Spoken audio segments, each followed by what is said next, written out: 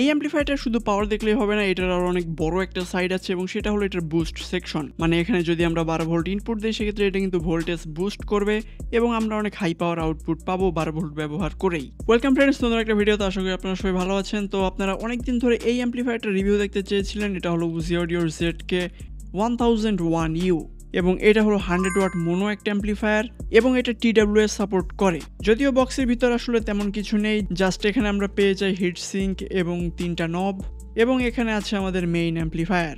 এবং এই হলো আমাদের অ্যাম্প্লিফায়ারটার একদম ক্লোজ লুক। যদি ফ্রন্ট প্যানেলের কথা বলি তাহলে এখানে দেখতে পাচ্ছেন টোটাল 3টা ভলিউম অপশন দেওয়া আছে, বেস, ট্রিবল এবং ভলিউম। এবং ইনপুট হিসেবে এখানে আমরা টোটাল 3টা অপশন পেয়ে যাই। প্রথমত এখানে দেখতে পাচ্ছেন ইউএসবির অপশন আছে, মানে এখানে আমরা পেন ড্রাইভ বা মেমোরি কার্ড ইউজ করতে পারবো। এবং এখানে আমাদের অক্সিলারি ইনপুটও আছে, মানে আমরা কেবলের মাধ্যমেও এই অ্যাম্প্লিফায়ারটা খুব ভালো মতো অপারেট করতে পারবো। এবং তার সাথে এখানে খুব ভালো একটা হাইফাই কোয়ালিটির ব্লুটুথ চিপ দেওয়া আছে এবং এই ব্লুটুথ চিপটা কিন্তু TWS সাপোর্ট করে। অনেকেই আসলে জানেন না TWS কি। তো এরকম যদি আরও একটা অ্যাম্প্লিফায়ার এটার পাশে থাকে সেক্ষেত্রে এইটা কিন্তু দেখা যায় স্টেরিও হয়ে যাবে দুইটা অ্যাম্প্লিফায়ার মিলে, তখন এইটা 100 ওয়াট রাইট দিবে এবং এইটা 100 ওয়াট লেফট দিবে। তো এইভাবে আসলে দুইটা অ্যাম্প্লিফায়ার ইন্টারকানেক্টেড হয়ে যাবে এবং দুইটা একসাথে কাজ করবে এবং এইটা সম্পূর্ণ কন্ট্রোল হবে এই ব্লুটুথ চিপ থেকে।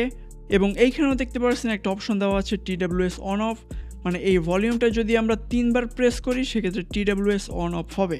এবার যদি আমরা একটু পিছন দিকে দেখি তাহলে এখানে দেখতে পাচ্ছেন টোটাল 2টা অপশন দেওয়া আছে। এখানে হলো আমাদের স্পিকারের জন্য জাস্ট একটাই অপশন দেওয়া আছে, যেহেতু এটা একটা মোনো অ্যাম্প্লিফায়ার। বাট এটা কিন্তু বাই ডিফল্ট আসলে 100 ওয়াট মোনো আউটপুট দিবে না, এটা আমাদের করে নিতে হবে এবং এইটা আমি একটু পরে দেখাবো যে কীভাবে এটা থেকে আপনারা 100 ওয়াট মোনো আউটপুট নেবেন। এবং যদি পাওয়ার ইনপুটের কথা বলি তাহলে এইখানে আসলে অনেক বড় একটা সেকশন আছে। যেমন এইখানে পাওয়ার ইনপুটের জন্য টোটাল 2টা অপশন দেওয়া আছে, একটা হলো এরকম ডিসি সকেট এবং আরেকটা হলো এরকম স্ক্রু টার্মিনাল। বাট আমি সবসময় বলবো এরকম স্ক্রু টার্মিনালটা ব্যবহার করবেন পাওয়ার ইনপুটের জন্য।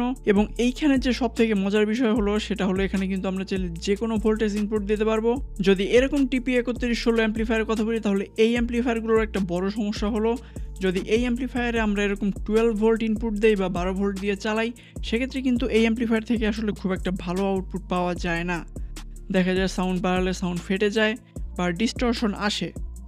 এবং এই অ্যাম্প্লিফায়ারগুলো চালাতে হলে দেখা যায় আমাদের মিনিমাম কিন্তু 20 ভোল্ট ইউজ করতে হয়, সেক্ষেত্রে আমরা মোটামুটি ভালো সাউন্ড পাই। বাট এই অ্যাম্প্লিফায়ারটা কিন্তু একটা অসাধারণ সিস্টেম দেওয়া আছে। এইখানে যে সেকশনটা দেখতে পাচ্ছেন এটা হলো সম্পূর্ণ একটা বুস্ট সেকশন। মানে এইখানে যদি আমরা 12 ভোল্ট ইনপুট দিই সেক্ষেত্রে এইখানের এই সুইচটার মাধ্যমে কিন্তু আমরা সেই 12 ভোল্টকে 19 ভোল্টে কনভার্ট করতে পারি বা বুস্ট করতে পারি। এবং এই 12 ভোল্ট ইনপুট দিয়ে কিন্তু আমরা অনেক ভালো পরিমাণে পাওয়ার পাবো, স্পেশালি যারা গাড়িতে ব্যবহার করতে চান বা এমন কোনো জায়গায় ব্যবহার করতে চান যেখানে আসলে 12 ভোল্ট ব্যাটারি বা 12 ভোল্টের সাপ্লাই আছে, সেই সব জায়গায় এইটা ইউজ করা কিন্তু একদম পারফেক্ট হবে। এবং যদি স্পিকারের কথা বলি সেক্ষেত্রে এটা দিয়ে আপনারা সর্বোচ্চ 12 ইঞ্চি পর্যন্ত একটা স্পিকার খুব ভালো মতো চালাতে পারবেন অথবা দুইটা 8 ইঞ্চি স্পিকারও খুব ভালো মতো চালাতে পারবেন। এবার দেখিয়ে দিই কিভাবে আসলে এটা থেকে 100 ওয়াট আউটপুট নেবেন। যেমন এইখানে দেখতে পাচ্ছেন একটা ডায়াগ্রাম দেওয়া আছে। যেমন H1টা যদি ওপেন থাকে সেক্ষেত্রে কিন্তু দেখা যায় এটা থেকে শুধু আমরা লেফট চ্যানেল আউটপুট পাবো, মানে এইটা থেকে কিন্তু এই অবস্থায় আমরা মাত্র 50 ওয়াট আউটপুট পাবো।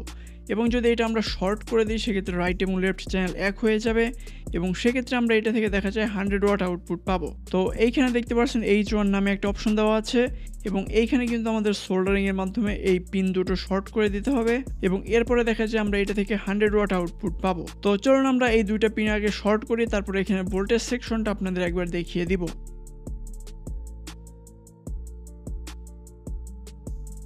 এখানে দেখতে পাচ্ছেন আমি সোল্ডারিং করে নিয়েছি এই H1 দুইটা পিন। তো আপনারাও এইভাবে আসলে এই দুইটা পিন শর্ট করে নেবেন। এবং এইখানের পাওয়ার ক্যাপাসিটর থেকে আমি দুইটা ওয়্যার বের করেছি, এর ফলে আমি আপনাদের দেখাতে পারবো যে এটা আসলে ভোল্টেজ বুস্ট করে কিনা। তো এখানে দেখতে পাচ্ছেন যখনই আমি 12 ভোল্ট ইনপুট দিচ্ছি এই ব্যাটারি থেকে তখনই কিন্তু ইনস্ট্যান্টলি ভোল্টেজ 19 ভোল্টে বুস্ট হয়ে গেল।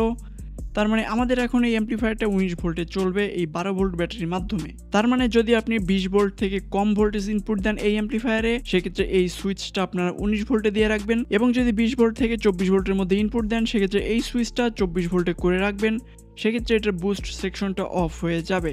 সাউন্ড টেস্টের জন্য এখানে আমি 6 ইঞ্চি সাউফারটা ইউজ করছি এবং একটা টুইটার, এবং এখানে আপনারা চাইলে কিন্তু আরো বড় বড় স্পিকারও ইউজ করতে পারেন।